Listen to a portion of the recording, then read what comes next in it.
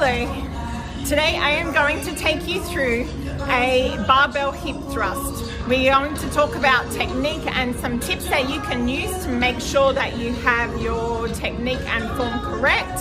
Some things we're looking out for here is we want to have our pelvic tilt forward, so you want to tuck your tailbone in and under. So if you have a curve in your back, I want you to take that out, tuck your tailbone in and under, and draw your belly button in towards your spine, up towards your rib cage.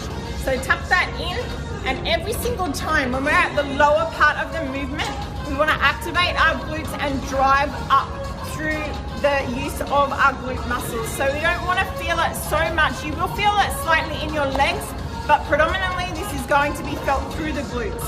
At the same time, our feet are going to be hip width apart, and we want to make sure that our knees are parallel to our feet. So we want to have that alignment correct for every single movement. Another thing we want to do is make sure our chin is tucked.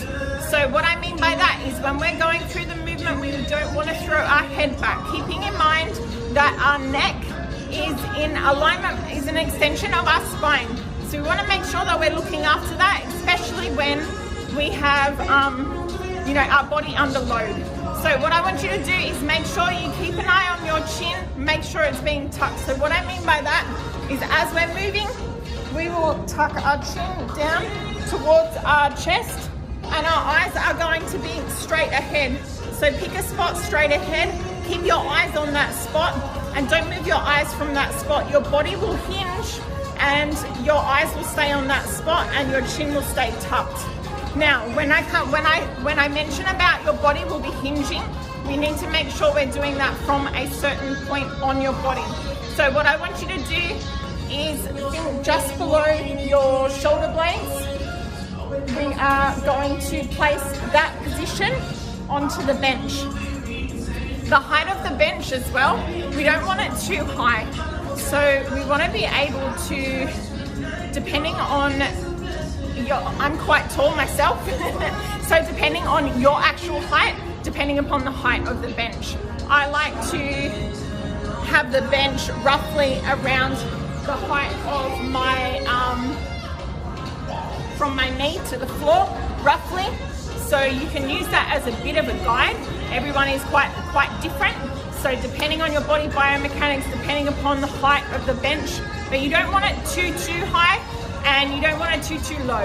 So find that perfect size for you, and then we'll go from there. Now keep in mind, you want to be able to keep your feet straight as well. I don't want them turning out or turning in. So keep them nice and straight for the whole movement, and we want to be able to make sure we're activating our glutes throughout the whole movement, at the bottom and at the top.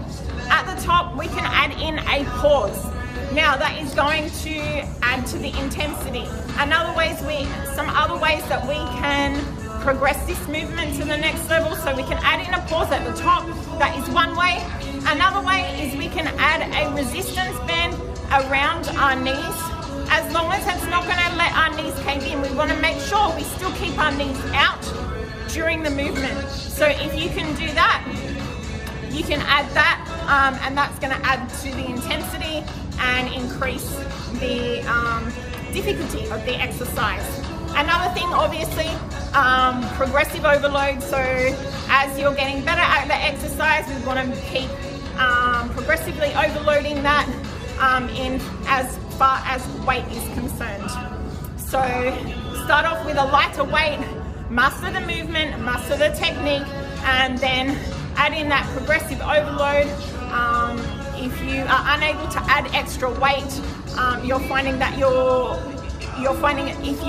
you are finding it difficult to add that extra weight, then you can go back and use that pause, or use your booty band around just above your knees to be able to add the intensity. So there's a number of different ways that you can do that. What I'm going to do, just have something over your abdominals to just be able to protect you from the bar. Where the bar is going to sit is just in the hinge here. So right here where you hinge, that's where you want to place the bar. So just have some padding there, a towel or something as well. Now I'm going to take you through the movement. I will demonstrate it, so keep those things that I mentioned in mind, and then we'll go from there. So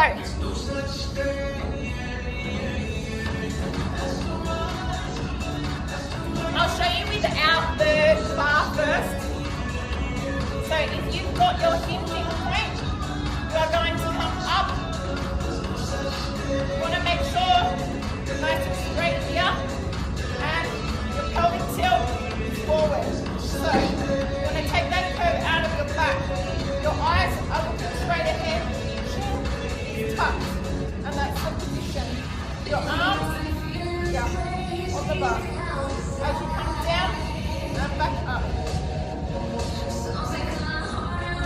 Hinging from here. So with the bar,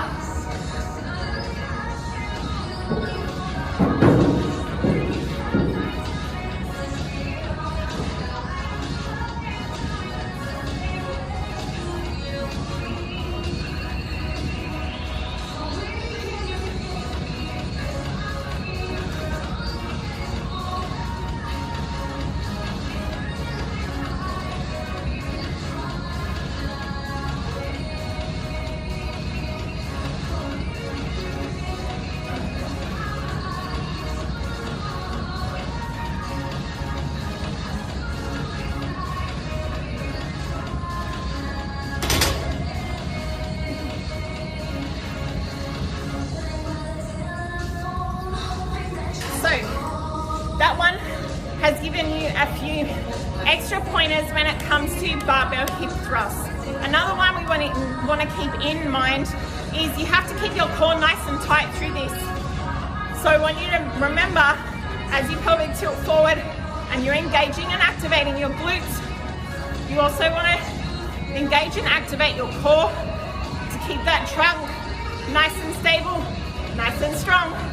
So another thing that we can do before we finish is just taking the barbell. If you don't have a barbell, then you can actually do this one. If you don't have a bench, sorry, you can actually do this one on the floor as well. So make sure you head over to my next video, and I look forward to seeing you in that, and I hope you all have a great day. Bye.